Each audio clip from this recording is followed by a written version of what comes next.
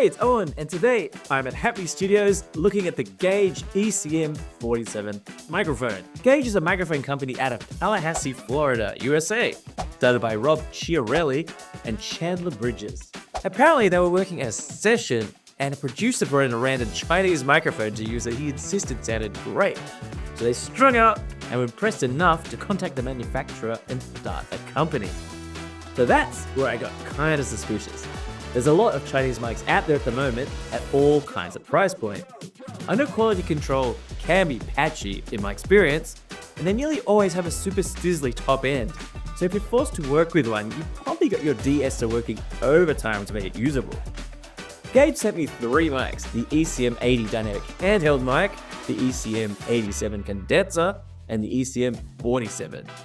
The ECM-87 is a very cheap, like $200 U87-esque clone, and busting open revealed that it's the same as a whole lot of the cheap Chinese 87 clone. But there are a couple of cap upgrades and alterations going on the circuit board.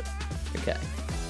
So I dug a little further in and see that Gage get these mics in and audition them all, returning any that they think aren't up to their standard. Okay.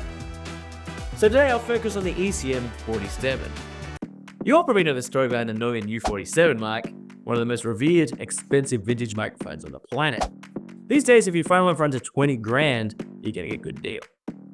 I'm not expecting this thing to sound anything like U47, but I know that Gage have put more work into these mics. There's decent components inside, an M7 style diaphragm, BB8 style transformer, and an EHX 6072 tube, otherwise known as a 12/8x7. Not quite the unobtainable VF14M from a U47 that'll set you back about 4 grand if you could even find one, but no new mics use these anymore anyway for this reason. The ECM-47 also has a separate power supply, and on that you can select your polar pattern, from omni to cardioid to figure 8, to a bunch of positions in between if you so require. So we've got a relatively cheap U47 clone here, and we can read the graphs all we want, which are definitely not flat, but that's not wide reach for a U47. And I reckon the only way to test it is to use it and take a listen. So let's go. Today, I'm going to play drums, then use it as a single overhead. And I'm going to have Marissa from Maybe in May play all of Gartland's I'll Go Crazy on the piano, then hold mono mic, and then we'll run some vocals over the top and see what it can do. I've got no clue what you're thinking. Move your hand away from mine.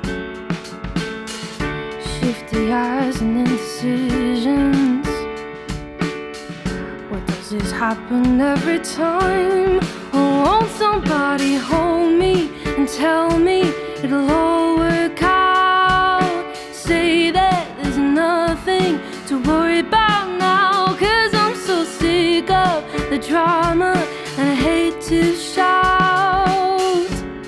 You drag it out of me. 3 words, 2 hearts, 1 maybe. Say something before I go crazy now. And my tears, your fears, don't faze me. Just say something before I go crazy now. I go crazy now.